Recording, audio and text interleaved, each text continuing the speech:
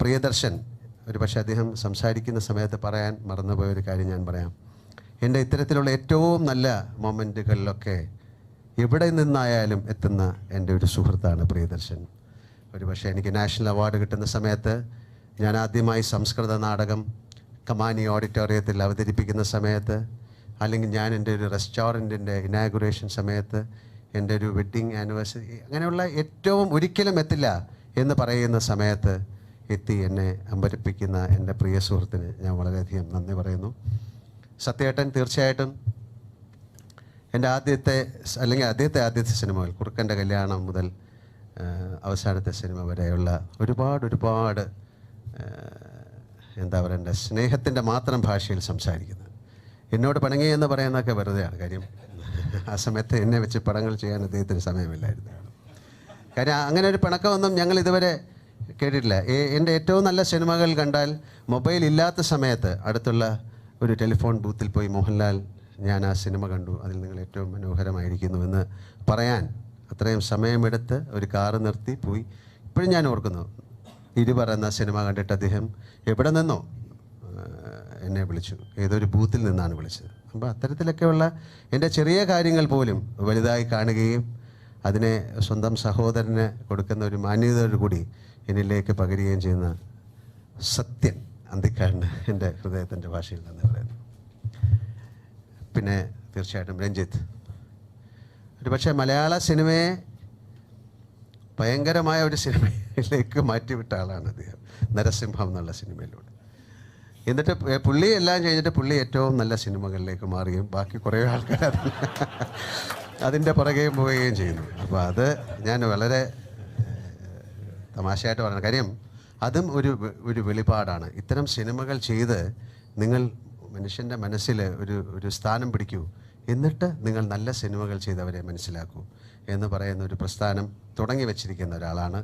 അദ്ദേഹത്തിൻ്റെ പാത പിന്തുടർന്ന് ഒരുപാട് പേര് വരുന്നുണ്ട്. ഞാൻ ആദ്യമായിട്ട് അദ്ദേഹത്തെ കാണുന്ന സമയത്തൊക്കെ എനിക്ക് ഏറ്റവും കൂടുതൽ സാമ്യം തോന്നിയ വ്യക്തി എന്ന് പറയുന്നത് പത്മരാജനുമായിട്ടാണ്. ഞാനും പത്മരാജനുമായിട്ട് വളരെയധികം, പപ്പേട്ടനുമായിട്ട് വളരെയധികം മാനസിക ബന്ധമുണ്ടായിരുന്ന ഒരാളാണ്.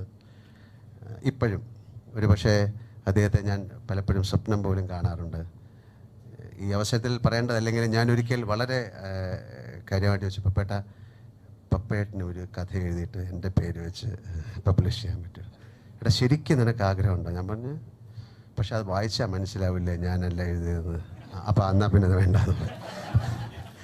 അപ്പോൾ അദ്ദേഹത്തിൻ്റെയൊക്കെ ഒരു ഛായയും അദ്ദേഹത്തിൻ്റെ ഒരു സ്വഭാവവും അദ്ദേഹത്തിൻ്റെ രീതിയിലുള്ള ചിന്തകളുമൊക്കെ ഞാൻ കണ്ടതും ഇപ്പോഴും കാണുന്നതുമായിട്ടുള്ള ഒരു വളരെ അടുത്ത നല്ല സുഹൃത്തും, വളരെ തുറന്ന് പറയുകയും ഒരുപാട് തുറന്ന് പറയാൻ ആഗ്രഹിക്കുകയും നല്ല സിനിമകളെ സ്വപ്നം കാണുകയും നല്ല സിനിമകൾ അഭിനയിക്കണമെന്ന് എന്നെ നിർദ്ദേശിക്കുകയും ഒരുപാട് നല്ല സിനിമകൾ എടുക്കാൻ പുതിയ ആൾക്കാർ സിനിമയിലേക്ക് പ്രൊമോട്ട് ചെയ്യുകയും ചെയ്യുന്ന ആ നല്ല സംവിധായകൻ രഞ്ജിത്തിന് ഞാൻ നന്ദി പറയുന്നു.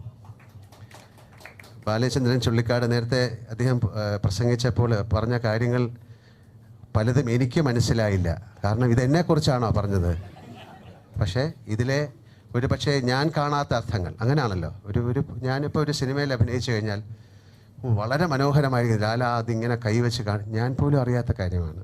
അതെങ്ങനെയാണ് ഒരു ആസ്വാദകരിലേക്ക് എത്തുന്നത് പറയുന്നത് ഒരു മാജിക്കാണ്. ഒരു ചിത്രം വരയ്ക്കുന്നത്, ആ ചിത്രം നമ്മൾ വരച്ചതിനേക്കാട്ടിലും വലിയ ഒരു ഭാവനയിലേക്ക് പോകുമ്പോഴാണ് ആ ചിത്രകാരൻ വലിയ ആളാകുന്നത്. വളരെ അഭിമാനത്തോടെ ഞാൻ പറയുന്നു, ഒരു താഴ്വാരം എന്ന ചിത്രത്തിൻ്റെ ഒരു ആഘോഷവേളയിൽ ബോംബെയിൽ വെച്ച് MT സാറ് അവിടെ നിന്ന് പറഞ്ഞു, മോഹൻലാല് ഞങ്ങളുടെ സ്വകാര്യ അഹങ്കാരമാണ് ഒരു നടൻ എന്ന നിലയിൽ. കാരണം ഒരു എഴുത്തുകാരൻ എന്ന നിലയിൽ ഞാൻ എഴുതിയ കഥാപാത്രത്തെ, ഞാൻ മനസ്സിലാക്കുന്ന കഥാപാത്രത്തെ, അല്ലെങ്കിൽ ഇങ്ങനെ ആയിരിക്കണം ആ കഥാപാത്രം എന്ന് ഞാൻ വിശ്വസിക്കുന്ന ആ കഥാപാത്രത്തെ അതിൻ്റെ മുകളിലേക്ക് എടുത്തുയർത്തി ഞാൻ കാണാത്ത മാനങ്ങളിലേക്ക് കൊണ്ടുപോകുമ്പോഴാണ് ഒരു കലാകാരൻ, ഒരു നടൻ, അല്ലെങ്കിൽ ഏറ്റവും വളരെയധികം പ്രാധാന്യം അർഹിക്കുന്ന അത്തരത്തിലുള്ള ഒരാളാണ് മോഹൻലാലെന്ന്. അതുപോലെ ഞാൻ അറിയാത്ത, ഞാൻ ഉദ്ദേശിക്കാത്ത ഒരുപാട് കാര്യങ്ങൾ ഇതിലുണ്ടെന്ന് മനസ്സിലാക്കുകയും വീണ്ടും അത്തരം കാര്യങ്ങൾ, അത്തരം പ്രമേയങ്ങളിലേക്ക് എന്നെ നയിക്കാൻ ഒരു ഏറ്റവും വലിയ ഒരു എന്താ പറയുന്ന ഒരു തള്ള് എന്ന് പറയുന്ന, അല്ലെങ്കിൽ എന്നെ ഏറ്റവും ശക്തമായ രീതിയിൽ എന്നെ പറഞ്ഞ് മനസ്സിലാക്കിയ, ഇപ്പോഴും മനുഷ്യ മനസ്സുകളുടെ, അല്ലെങ്കിൽ